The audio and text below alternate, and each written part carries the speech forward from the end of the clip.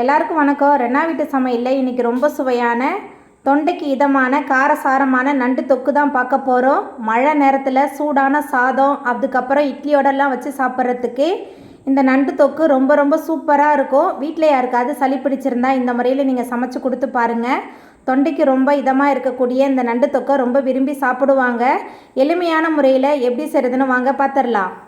காரசாரமான நண்டு தொக்கு பண்ணுறதுக்கு 3 டேபிள் ஸ்பூன் அளவுக்கு எண்ணெய் சேர்த்துக்கலாம். எண்ணெய் சூடாகி வரட்டும். எண்ணெய் சூடாகி வந்துட்டு 15 சின்ன வெங்காயம் பொடியாக நறுக்கி வச்சுருக்கிறேன். சின்ன வெங்காயம் சேர்த்துக்கலாம். இது கூடவே கீறி வச்ச ஒரு பச்சை மிளகாய், வெங்காயம் பச்சை மிளகாய் சேர்த்துட்டு நல்லா கலந்து விட்டு வதக்கி விட்டுடலாம். சின்ன வெங்காயம் வதங்கி வந்துடுச்சு. அதுக்கப்புறமா இதில் கொஞ்சமாக கருவேப்பிலை சேர்த்துக்கலாம். கூடவே பொடியாக நறுக்கின ஒரு தக்காளி பழம் சேர்த்துக்கலாம். தக்காளி சேர்த்துட்டு மறுபடியும் நல்லா கலந்து விட்டு வதக்கி விட்டுடலாம். வெங்காயம் தக்காளி ரெண்டுமே சேர்ந்து நல்லா கலந்து வந்ததுக்கு அப்புறமா இதில் 1 டேபிள் ஸ்பூன் அளவுக்கு இஞ்சி பூண்டு விழுது சேர்த்துடலாம். இஞ்சி பூண்டோட பச்சை வாசனை போகிற அளவுக்கு நல்லா கலந்து விட்டு வதக்கி விட்டுடலாம்.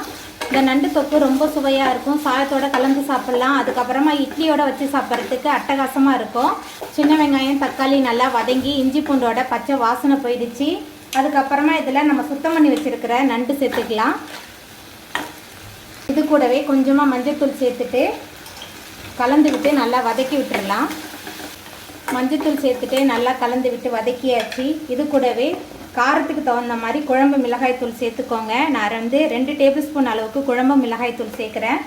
குழம்பு மிளகாய்த்தூள் சேர்த்துட்டு நல்லா கலந்து விட்டுடலாம். குழம்பு மிளகாய்த்தூள் நண்டு எல்லாத்தையும் சேர்த்துட்டு நல்லா கலந்து விட்டு வதக்கியாச்சு.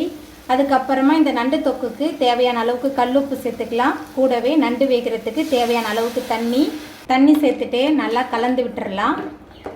தண்ணி சேர்த்துட்டு நல்லா கலந்தாச்சு. ஒரு மூடி போட்டு வச்சிடலாம். நண்டு நல்லா வெந்து வரட்டும். திறந்து பார்த்துடலாம். நல்லா கொதிச்சு நம்ம சேர்த்த நண்டெல்லாம் சூப்பராக வெந்து வந்துருச்சு. அதுக்கப்புறமா இதில் அரை மூடி தேங்காய், அது கூட 1 டேபிள் ஸ்பூன் அளவுக்கு சோம்பு சேர்த்து விழுத அரைச்சி வச்சுருந்தேன். அந்த தேங்காய் விழுது சேர்த்துட்டு நல்லா கலந்து விட்டுடலாம்.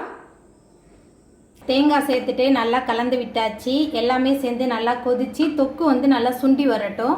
தேங்காய் சேர்த்து நல்லா கொதிச்சு ரொம்ப சுவையான நண்டு தொக்கு நல்லா காரசாரமாக மழைக்கு இதமாக சூப்பராக ரெடி ஆகிட்டு, அதுக்கப்புறமா இதில் மேலால் கொஞ்சமாக கொத்தமல்லி தழை தூவிட்டு நல்லா கலந்து விட்டுட்டு நம்ம அடுப்பு ஆஃப் பண்ணிடலாம்.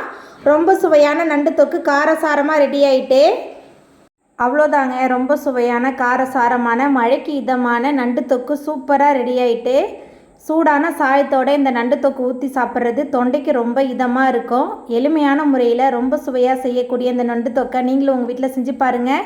இந்த வீடியோ உங்களுக்கு பிடிச்சிருந்தா லைக் பண்ணுங்கள், ஷேர் பண்ணுங்கள், கமெண்ட் பண்ணுங்கள், சப்ஸ்கிரைப் பண்ணுங்கள்.